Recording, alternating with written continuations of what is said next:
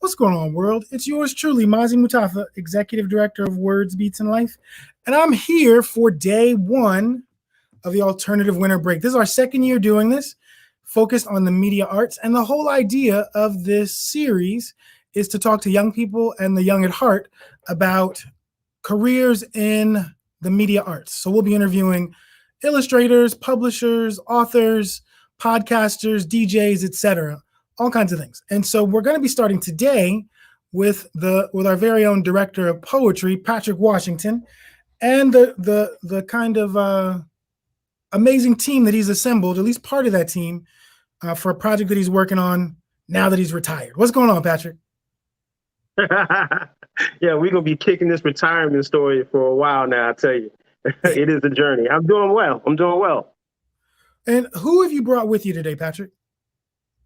Oh, I brought two of my artistic family. One I've known for many years. Another who I just got to know. We all came together with a dream, man. With a dream to make some art. Collaboration is definitely in my blood, and this crew we have is perfect for that. And it's a wonderful comic, graphic novel called Enigma. And who'd you bring with you?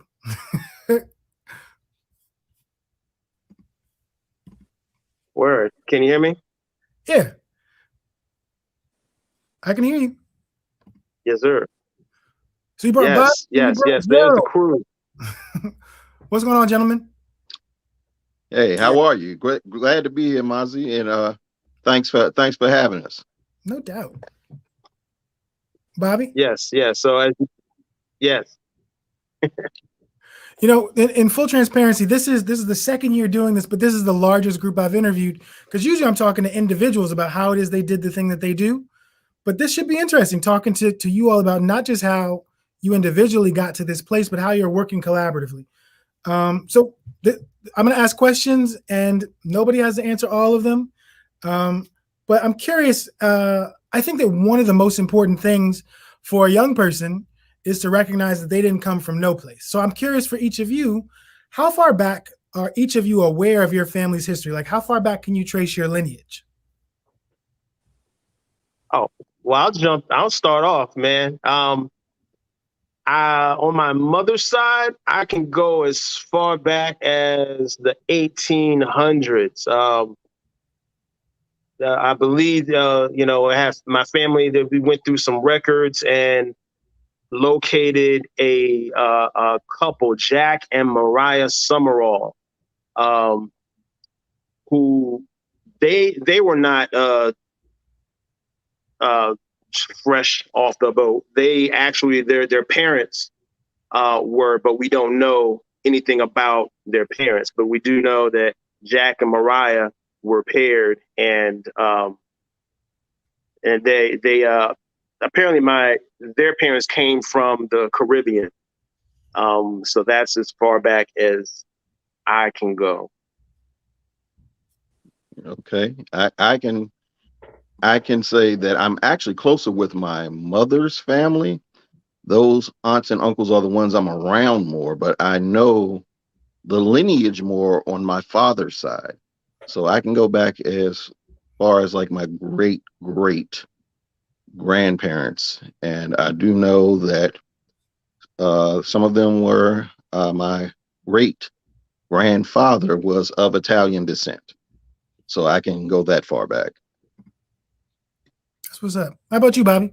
Yeah, I'm awfully quick. My family was quite intriguingly secretive, so I can go back as far as my great grandmother on both sides. That's really about it. They kept me close to the chest. No doubt. Well, fellas, I definitely appreciate you sharing that bit of information. So this is a series all about careers in the creative sector. I wonder, do any of you remember, what's your earliest memory of practicing the craft that you use today? So if that's storytelling, if that's poetry, if that's illustration, your earliest creative memory. Ooh, my earliest creative memory, I that's always easy for me. I remember in 1983, I watched the movie The Outsiders. Uh, Basically, uh, every popular star that was in the 80s was in that movie. Tom Cruise, Patrick Swayze, Ralph Macchio. And I remember watching that movie, and they did a poem by Robert Frost called Nothing Gold Can Stay. And part of the movie was them trying to figure out what that poem was about. And I just remember saying, ooh, I want to make words pretty like that. And I picked up a pen and I started writing. And I've been hooked ever since. I'm curious, Gerald, did you watch that by yourself, or were you with family? I was with family. My brother, because I'm the youngest in my family. I'm the youngest of 9. So my brother, my closest brother, the closest person in age to me is my brother. He's 10 years older than me. And we were watching that movie together on television, and it blew me away, the poem and them trying to figure it out. So that's what's up. Yeah. Let me just say that Brother Gerald is one of my running buddies from U Street. We used to, get all the open mics and convene. He had a crew, I had a crew, and we used to kind of cross-pollinate artistically. We've been doing this for a very long time. So, when he called me, it was about a year and a half ago now with this idea, I definitely, felt at home with the collaboration. Cool. What about your earliest creative memory, Patrick? I'm sorry, say again? Your earliest creative memory. My earliest creative memory was, look,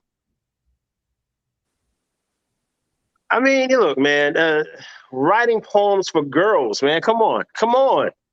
That's what it was all about. I can't lie. I thought I was fresh, I thought I had the lingo, and I wrote many whack poems for beautiful girls, and I don't know if they saved them or not, but hopefully they'll be worth something one day. So it's clear your motivation. We know what your motivation was. Was there anyone along the way that was encouraging you, Patrick? Dude, I'm having a terrible sound issue. I'm sorry. How about you, Gerald? Somebody else take that question, because I don't think I heard. Yeah. So Gerald, you talked about, the reason why I asked if you were watching it alone is I wondered whether or not there was someone there early who could have encouraged you or supported you as you were beginning to write. Oh, yes. Now, my parents always encouraged my creativity. However, being a young kid growing up in DC, in Northeast DC, I had the good encouragement from the family, but your friends, man, who you supposed to be? William Shakespeare? What's wrong with you? Walking around here talking about roses are red, violets are blue. So that it was that polar opposite, but I did have that encouragement at home to continue to use my creativity and not to be deterred by the naysayers and the jokes. But it did make me stop writing for a couple of years, just because I was like, man, this is crazy. Everybody's teasing. But when you're young, you don't understand exactly what you're doing. You just know that you enjoy something. And when it makes you stick out and be odd, as a young kid, we find when you're odd, you want to fit. You don't like that. You want to fit in. But as you grow into adulthood, you understand that your oddness or uniqueness is what makes you you. And so I would encourage the young people that are listening to this, that if you are being teased about that thing you're great at, that thing you enjoy, you may be going down the right path. Understand that what makes you odd or interesting is what makes you you and what makes you different than everyone else. So yes, I did have encouragement. What about you, Bobby? Is it Bobby or Bobby-Lexx? Bobby-Lexx. Bobby-Lexx. So what about you? Your earliest creative memory? I was 5. I created my first comic book at 5 years old. We didn't have a lot growing up, and we used to get the brown paper bags. I would tear them up, and I would make a comic strip from the brown paper bags. And I actually had my uncle who would encourage me. My uncle was a natural born artist. Anything he touched, he just was able to massively turned into just great work of art. And so he helped me along the way. Then I found out that on my father's side, I come from a line of artists as well. Say a little bit more about that. That sounds like some of that family history I was asking about. Who are these So artists in your family? on my father's side, my aunt is an artist. My two cousins are artists. On my mother's side, my uncle is an artist. Actually, like a few of my uncles are artists. My father was not an artist, but I found out that my father was the supervisor for Washington Post in the print department, and my degree is printmaking. So I thought that was kind of weird. They both kind of went to the whole same print field. Just his was newspapers and mine was actual artistic printing. Thinking back, because it's a long time ago, 5 years old, but what was it that motivated you to create that first comic strip at 5? That's first grade, right? Or is that kindergarten for you? Well, I was homeschooled. Mm. So all I had was from what my mother was teaching. I did everything at home, and the only really outlet I had was the artistic field. I was actually drawing since I was 3, but I created my first comic book at 5. And what got me was they would buy comic books to help me read, in addition to all the other regular homeschool books that we had back then. But when I kept reading the books, I was like, yo, you know what? It's doing something for me, and I want to actually give back that feeling that I'm receiving from it. So I went to create my own. That's where I actually wrote it to create my first book. That's what's up. So, Patrick, you mentioned earlier that you and Gerald have been running together since your U Street days. For people that aren't familiar with U Street, it is what used to be called Black Broadway. Legendary venues for poetry, for emceeing, for all kinds of art forms. What role did having a creative community play in each of your development? Yeah, I mean, look, like-minded, individuals inspire each other. Hopefully, they push each other, they challenge each other, and hopefully they come. It comes out with a wise and graceful product. You want something that's going to stand the test of time. Or at least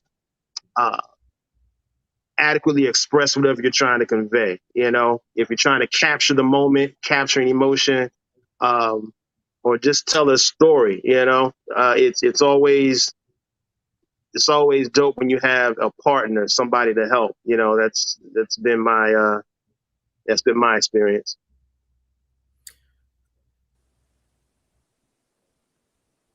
The value of being a part of having a creative community. Bobby-Lexx and Gerald. So for me, I think it's quite I would say it's imperative for your development. When I did get older, I was blessed to leave homeschool, and I went to Duke Ellington School of the Arts down in DC. And that experience changed my life. I was going in a different direction. I was going to be an architect, which there's nothing wrong with it. It just, that wasn't my passion. My mother was like, no, you're going to go to this school. And being there with other creatives, free mind, just thinking out the box. It was all pure creativity. I've never been in an environment like that. And to have everyone, teachers, other, classmates, because I come from Southeast. And so the schools I was at, everyone wanted to keep you down, or like Gerald mentioned earlier, make fun of you for whatever else. There was a lot of positivity and like-minded people. And even if your craft was not the same, you were all of this gifted mentality and spirit that was very important. And I think if we didn't have that, I'm not sure we would be where we are at this point in our lives. Indeed, I agree with everything that they just said, and I'll just chime in with this. It allows you to feel safe, because again, we were talking about that oddity of when you are an artist or begin your artistic journey, especially if you begin it young. So you feel like you're part of something, and you are not the only one. You know, one of the greatest quotes I ever heard was, friendship begins at the moment that somebody says, "What? You too? I thought I was the only one." And to be able to find a community where there are people doing similar things that not only are the things you like, but are slightly different than the things you like. So it inspires you to want to push further. It is an amazing feeling, and it's vital if you want to grow in the arts. So I'm gonna say something that I think is gonna make all of y'all be like, "Nah, Mazi, you full of it. I don't believe that. I don't agree with that at all, bro." Sorry, I'm about to log off. Which is that I like to, whenever I do a workshop, or actually to be honest, whenever I'm standing in front of a group of people, I always ask the question, "How many of you identify as an artist?" And almost nobody's hands go up. And then I say, "Really? So nobody in this room has ever prepared a meal for themselves before?" People are like, "Yeah, I cook all the time." I'm like, "That's called the culinary arts." I say, "Well, how many people in this room?" I just go through all the things like clothing, you pick the clothes that you wear, fashion design. But this idea that art is everywhere. So when Bobby-Lexx says he was thinking about being, or he was moving towards being an architect, I'm like, an architect is an artist too. They, instead of building things, they build buildings. And this idea that we've limited art to this painting on the wall, or this music in my boombox, or this thing that's worth me selling. Like this idea that most people, their value of art is it a commodity I can benefit from, versus the sheer process of creating it gives me benefit. And so I wonder, some of you talked about kind of the trauma associated with standing out because you've decided to pursue art. I wonder whether or not, have any of you thought at all about those people that made fun, like whether or not there was some sort of trauma that they had about their poetry wasn't good enough, or their painting wasn't good enough. So then when yours is better, they attack you because it's really about the fact that they don't feel like what they've created is good enough. Does that sound like it makes sense, or is that some BS that Mazi's just talking on the internet? Yeah, that makes sense. I mean, I think Patrick's talking, but he's muted. Oh, sorry. Yo, I was saying it does make sense. You know, I have a similar approach with poetry. You know, when I'm with young people and I ask them about poetry, I'm sure that somebody's going to say, I don't write poems, or and I'm never inspired because there's no reason to write a poem. But poetry is happening to you all the time. You just have to be observant and document what's happening around you. You know, so I see. I'm with you on that as far as that particular attack. As far as the trauma thing. I mean, you know, we all, some art, or most art, people look at it as being easy because, oh, anybody can pick up a pen, anybody can pick up a pencil, a brush, or, you know, anybody can make sounds. Usually, that, I mean, folks kind of simplify it like that, right? And then when they see someone do it effortlessly and they're dope at it, then it's like, I don't know, that can be a challenge too. That can be an ego, you know, kind of a hit to the ego individually. I don't know. I might be off the mark there, but I feel like that's one of the things. I mean, I think that's what Mazi was talking about, that a lot of people attack creatives because they have their own bit of inferiority complex going on, because it's things they would like to do, and that maybe they don't do it at the level that they see the people that they're attacking doing it at. And I would say I agree with that. I think that a lot of times what we attack, or the things that we find that we have strong disdain for, are either things that don't align with our values, or we are envious of the ability that this person has to be able to do something that we would love to do at that level. And that with maturity, you stop doing that. However, at a young age, you don't know another way to voice that, hey, I would like to be able to do that. Can we talk about it? So I do find what you say true, Mazi, that I think a lot of that is kids having trauma, not being able to communicate it, not understanding how to communicate it. And they see you communicating differently than they are, and maybe as effective as they would like. So therefore, since they can't do it, their thing is to belittle it because they can't do it that way themselves. You were saying something, Bobby-Lexx? Sorry. No, I was saying that I concur. I think that that's also a possibility that that's what's happening. And sometimes it's people, they fear or they make fun of what they don't understand. So it could be the case of, you know what, I would like to do that. I cannot do that. I tried to do it and it didn't work out. And therefore, I can't do it. I'm going to make fun of whomever else is doing it. It also could be, you know, I don't get that talent. I don't get what you're doing. I don't get your poetry. I don't understand why you're doing it. I don't understand why you're painting. And then they can attack that as well, just behavior that they can't comprehend or behavior that they can't reproduce. I've actually experienced both. I mean, I've actually had people come out and tell me why they were, for lack of a better word, torturing me or lack thereof, because I really didn't care what they were saying. But the people actually came out and told me that they thought it was stupid. They called me all kinds of weird names. And they told the reason why. And some of it was just because it just didn't click. They didn't get it. That's all. Out of curiosity, and this is a question for all of you. We're at about the halfway point. What role did education play in your development? So Bobby-Lexx talked about being homeschooled. I'm not sure if anybody went to college or went to a trade school. Like, what role did education play in your development as a creative? I would say education was huge for me. I didn't go to traditional college. I'll say it that way. You know, I graduated from SWU, and that's Sidewalk University School of Hard Knocks, and I graduated with a degree in difficulty. But U Street, my time on U Street with you know, Patrick in Generation 2000 and Revelations and Raheem Devon and all that was my college to me.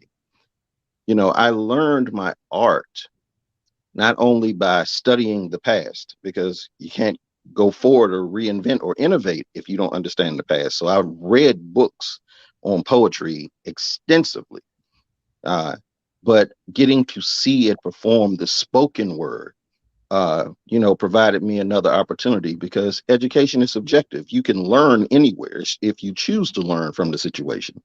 So by me being, again, in that community, getting to see art being done at a level that's different than anything I had seen really helped me take my art to another level.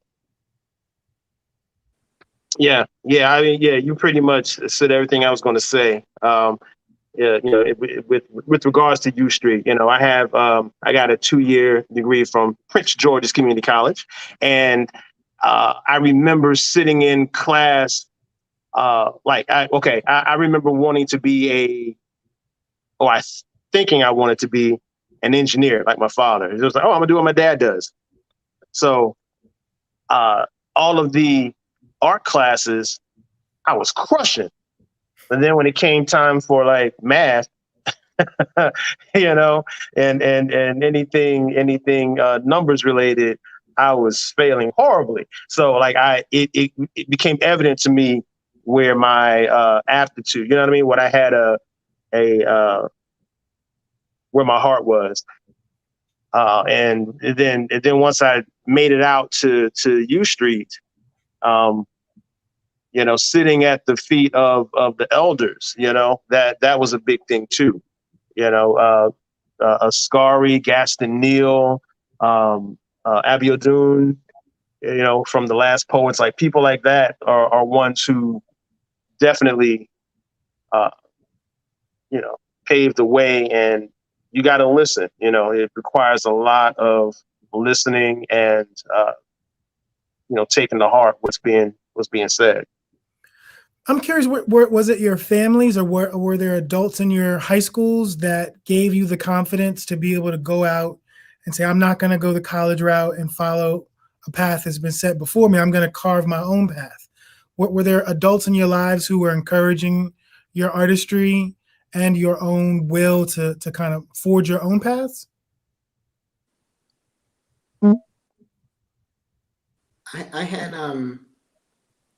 I had adults in school. Well, see, okay, so for me it's a bit different than most because I went to an art college preparatory high school. So Duke Ellington was designed to get you ready for college, your next step. So there was a lot of push on, getting into college, but also growing your craft. Like I was blessed enough to have like celebrities have my artwork from school. I mean, Oprah Winfrey actually has artwork from me from when I went to Ellington. So there was that push of carve your own path in this world because it's what we do as artists and innovators. But they still wanted you to have that foundation of your that education. So they did both at Ellington. Did you wind up going to college, Bobby-Lexx? I went to Montgomery College of Rockville for computer animation. Gotcha. Gerald, I saw you shaking your head no, that there weren't adults in your school necessarily that were support. Did I read that right? I saw you like a slight no. Yeah, you absolutely read that right. I everybody wanted me to go to school. I played a little bit of football and I had pretty good grades, and everybody was go to school, go to school, go to school. But in my senior year, there was a lot of situations that came up that made me not want to go away. I was going to go away to school, and my two oldest brothers passed away, lost one of my closest friends. My mother had a bunch of strokes, lost partial sight. So all of that stuff weighed on me from taking the traditional educational route. And because I was being pushed to go down that path. No, go, go, go. But I would say that the education that I got by not going, by me having to learn to forge my own path, because that's one thing my father said, you don't get to sleep around here.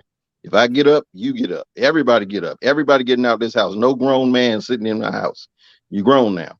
So me still pursuing the artistic side of me, even while I was doing work, gave me an education and relationships.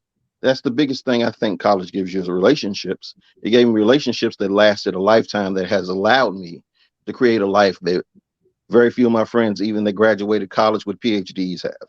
So that's what's up. As we get ready, so we're starting around this home stretch to start talking about the project that you all are working on together. But before we get to that, I wonder, Bobby-Lexx just shared one of his high school accomplishments, the idea that celebrities own his work. I wonder, what are some of the things that each of you, would like your roses now for accomplishments that you've had over the course of your careers leading up to this point? Great. So if you need an example, Patrick, it's like, you appeared on Def Poetry Jam. Like that would be an example of an accomplishment that is pretty uncommon for this area, right?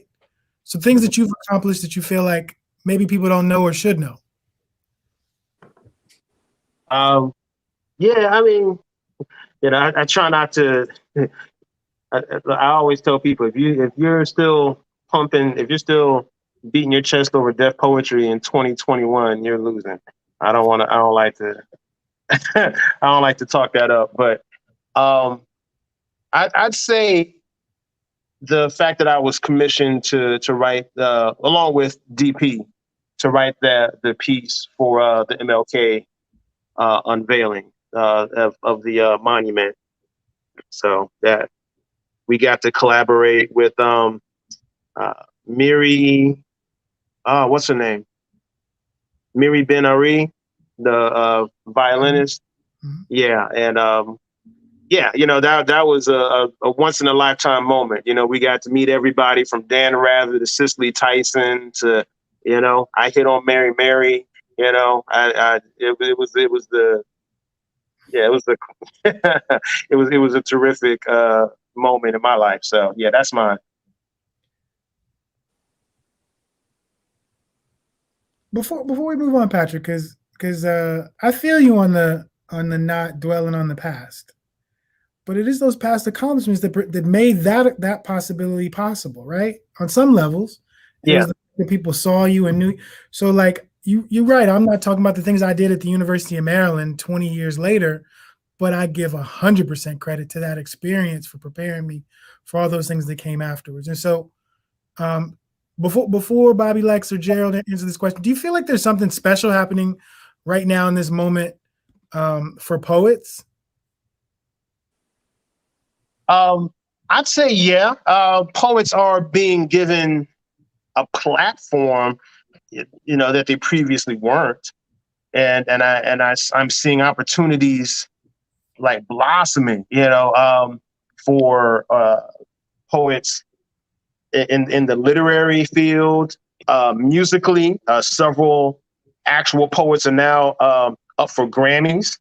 You know what I mean? And then of course, we've seen what the wonderful job that Amanda Gorman did. So yeah, poetry is definitely, and although we've all, those of us who hold it close to our hearts, it's always been important. But I think it was a collective effort to kind of elevate it and show that it has a place throughout our society. Fair enough. Gerald, Bobby-Lexx, y'all, an accomplishment that you feel like this was a major milestone in your life that helped make this current collaboration possible. There can be more than one. Patrick's modest. He only gave us one. If there's a few, feel free to share a few. There's quite a few. I mean, I like I said, I've had celebrities have artwork from me. I've had artwork travel the globe. I was a part of the first African American comic book art gallery down in Georgetown. That was huge for a group of us who did that. There's quite a. I'm honest. I've been blessed. So there's been quite a few accomplishments. Those are the few. I know we don't have a lot of time, so those are those few. I'll keep up with that. Gotcha. Gerald. I'm kind of like Patrick and Bobby. I'm not one to kind of stand up and do the whole look at me thing, like, oh, like, look what I've done, because to me it's always relative to the situation that you're in, if it even matters. So with the way you pose the question, I can say the accomplishment that would be relative to this would be back in the time I did a chapbook. I did a poetry book many moons ago, and I sold 5,000 copies in 3 months. Oh, wow. So that's relative to this what we're doing now. So no doubt.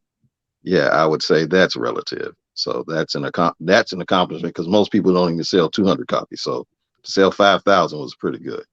But I'm going to jump in real quick, and I'm going to give you your roses, because I know you also are a motivational speaker now. You know what I mean? You've launched your own company, and that was part of your, spoken word background as well. I know a lot of great poets who are just branching out. I've neglected to mention some of my great friends who are using poetry to like write screenplays and novels. You know what I mean? So these are great times for artists.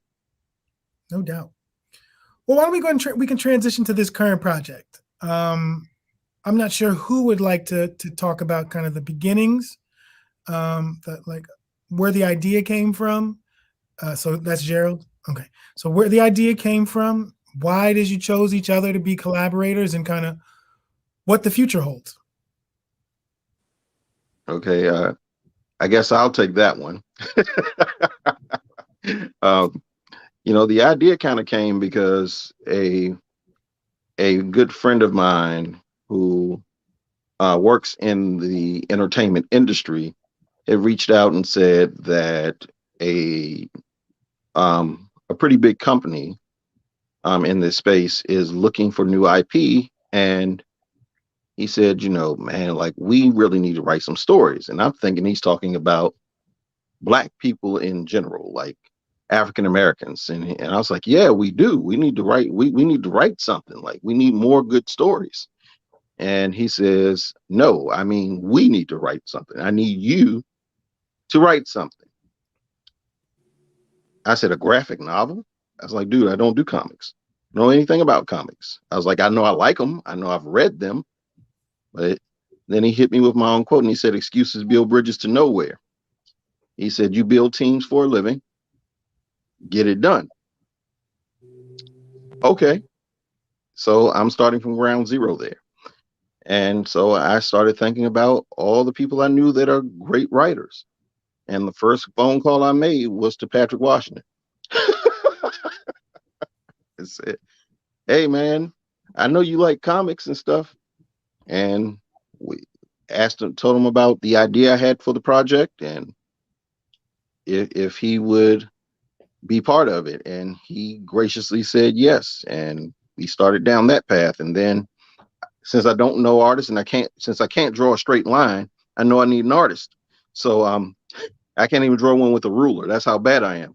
But I look at my friends list and I remember that Bobby and I are friends, but I had never even talked to him about anything with art. I knew he did art. And I reached out to him and talked to him a little bit about the project, what the idea was behind the project. And he said, I'm in.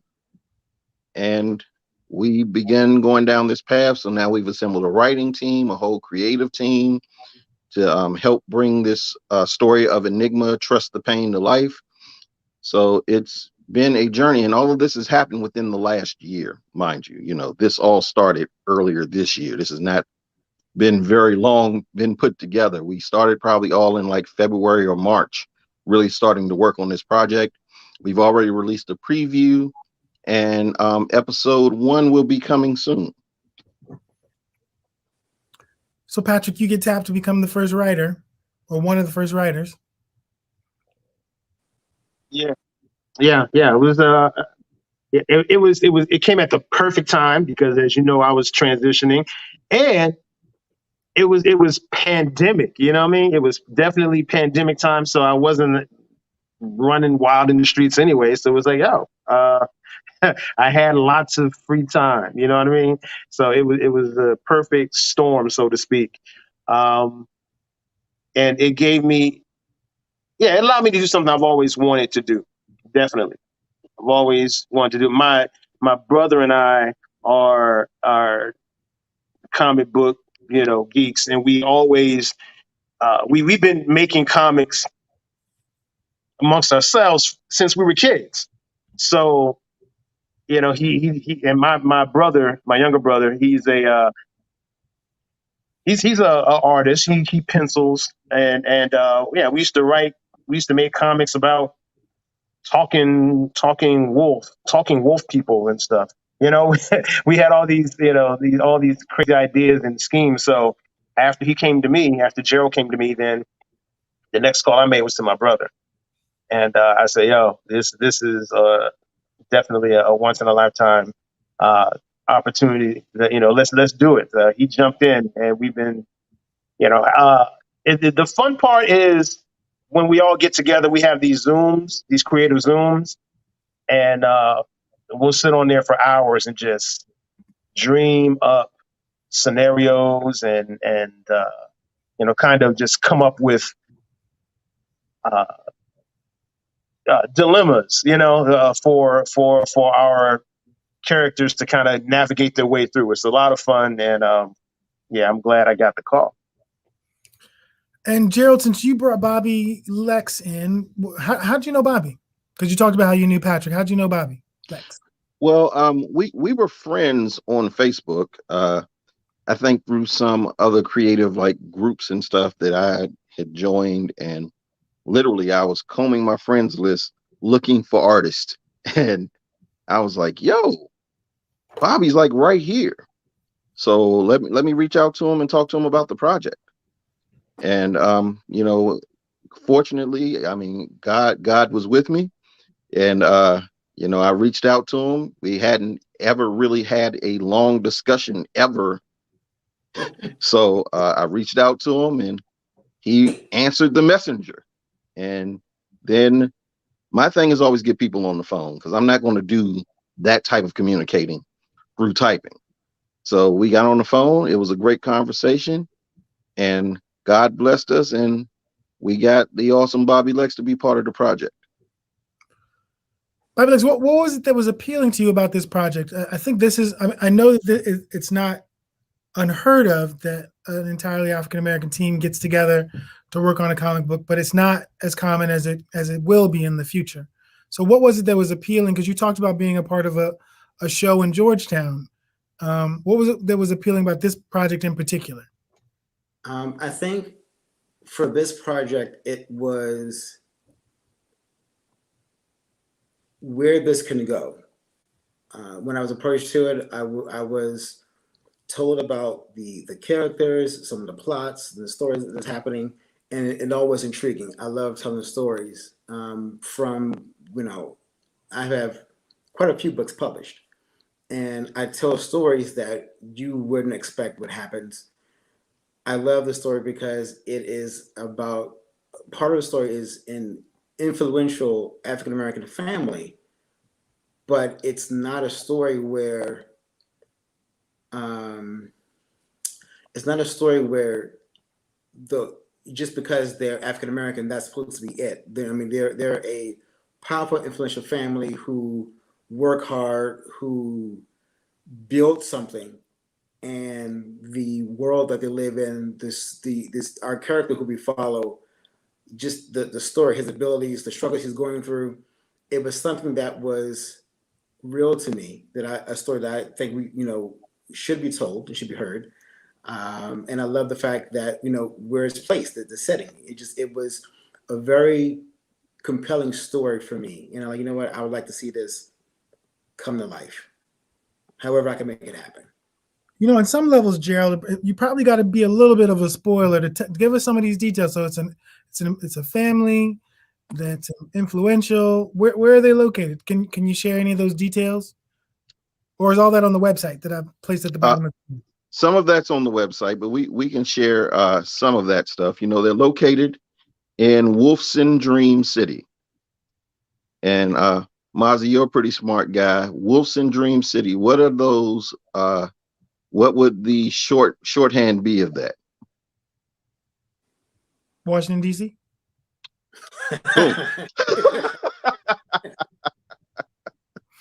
Only because I was smart, so I had to think about it. But you proved it, because you did it in less than 20 seconds. Now, if you'd have been there for 20 seconds, I would have had to rethink about that posing or imposing that on you. But no, so it's in an imaginary or derivative of what Washington, D.C. is.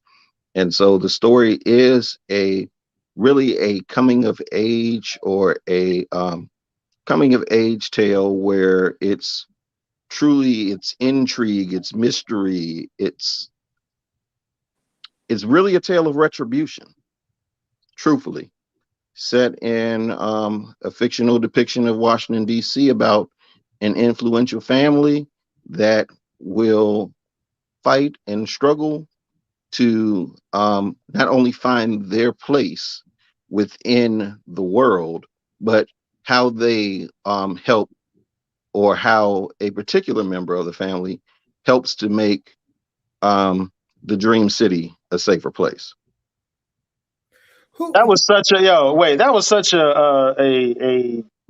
Stan Lee. That was such a Stan Lee-ish answer that you just gave. Hey, yo. Stay tuned, true believers.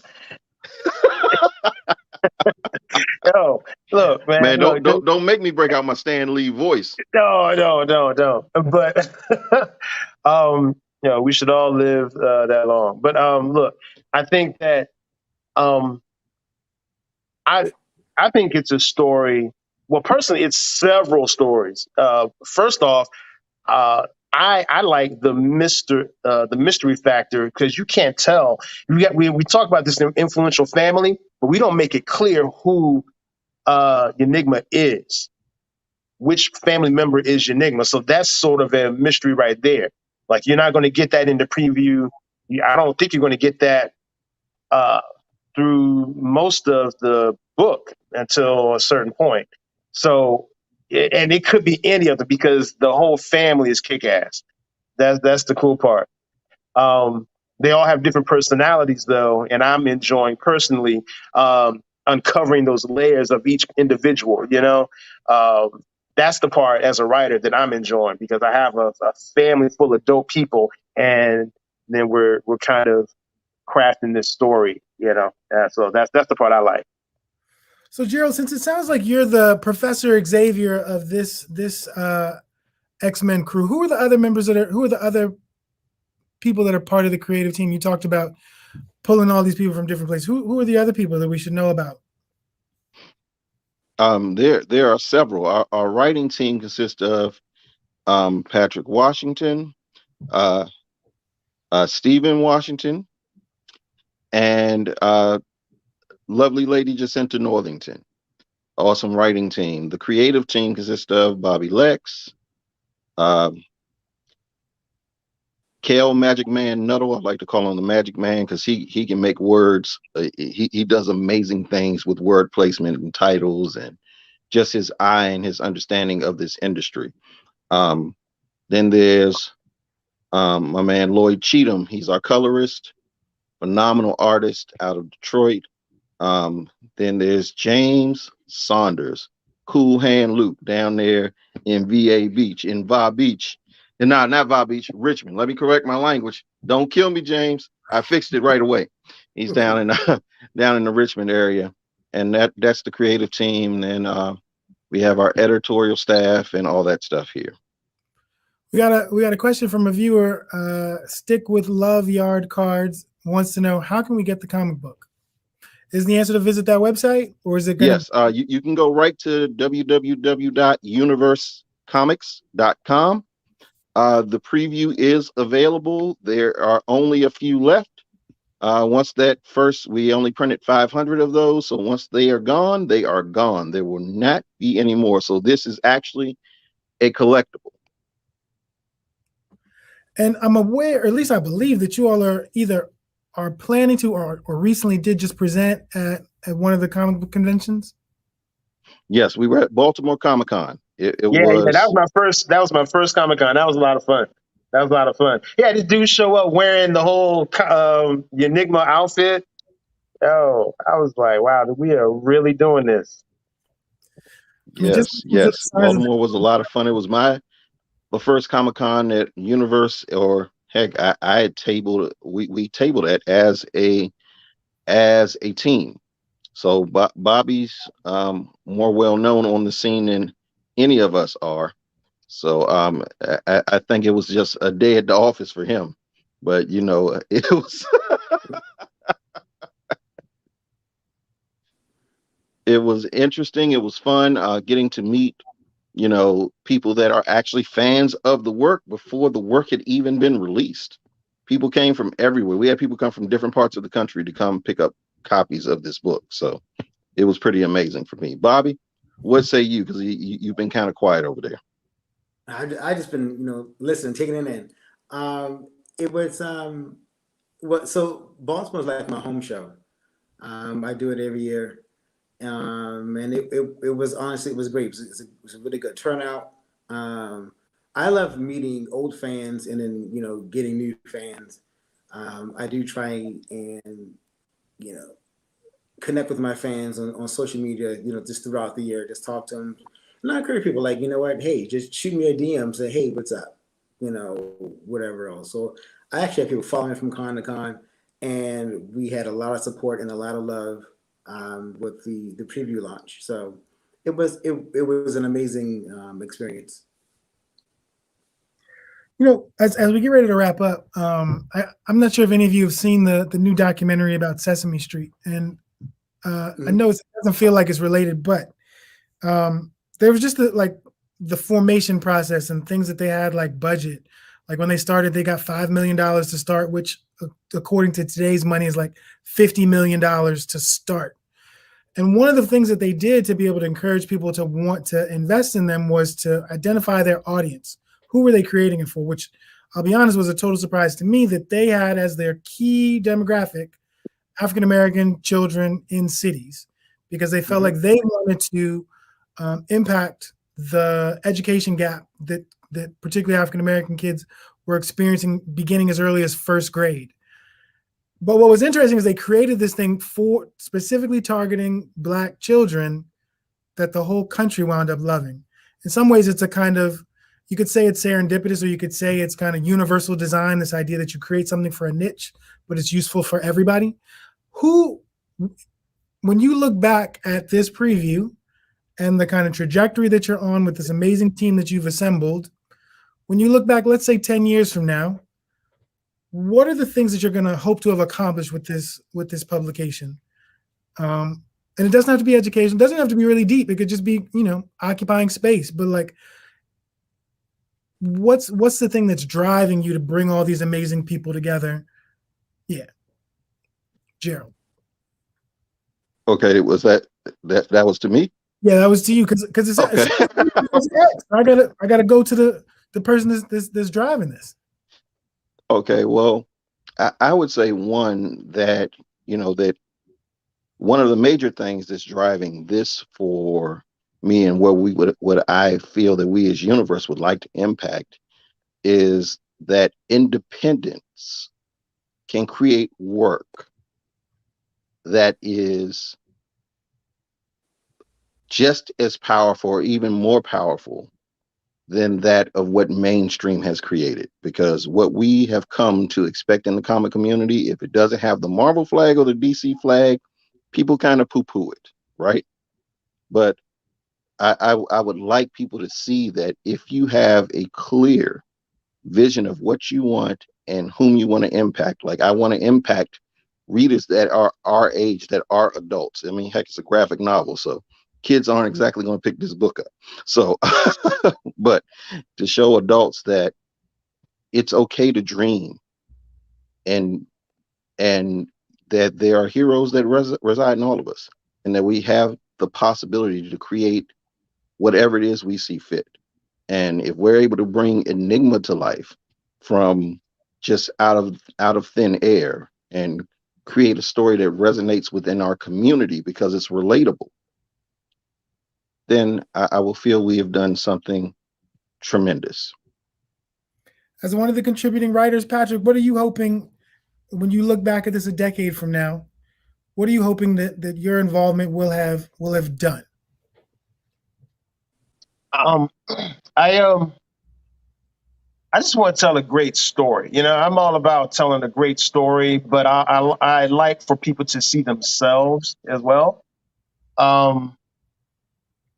Which is, so I the idea of how would the reader, how would I navigate this situation? How do I show love in this particular scenario? Or how do I handle addiction in this particular scenario? You know what I mean? Do I hide it? Am I open with it? Whatever. Or secrets, idea. How do I how deal with someone's secret that I have? Stuff like that. I like to just tell an entertaining story, but I also want to I want to make you feel like you are there as well. No doubt. Bobby-Lexx, you want to close this? Bobby-Lexx, you want to close out to let us know the impact that you feel like your involvement in this project will have in the medium term, long term? Well, I would like to actually impact the industry as a whole. I mean, growing up, the movies that we watch like I love these new movies, but because they had such an impactful, profound connection with me from childhood. So seeing characters like Black Panther on the screen or Captain America, wherever else, those characters are iconic and they resonate with so many people. And so I would want this IP, this character. I would like Enigma to have that same hit, the same impact that people are going out buying the comic books, buying the merch, like the hoodie. I want people to actually want this to be a part of their life, like the Marvel and DCs and the other comic book companies was for me. No doubt. Gerald, I saw you throw you all want to show off the hoodies? Patrick seems like he's the only one's not wearing one. Yeah. It's kind of hot in here.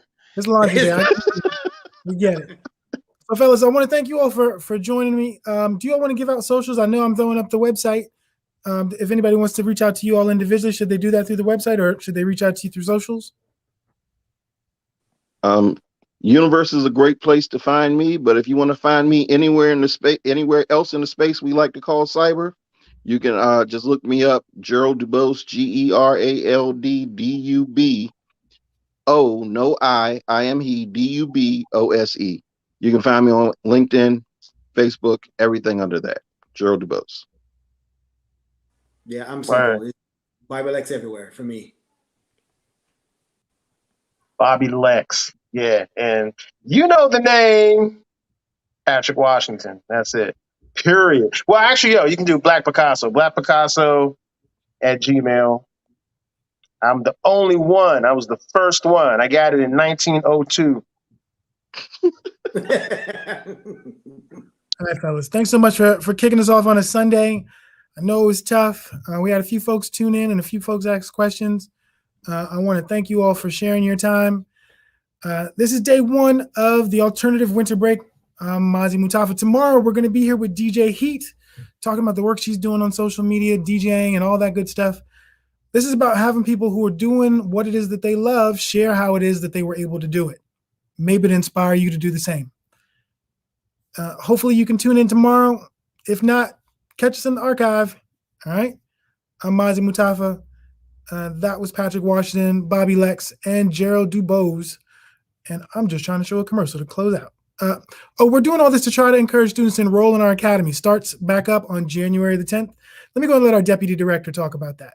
My name is Jakia Hall, and I am the academy manager and the fashion design teacher.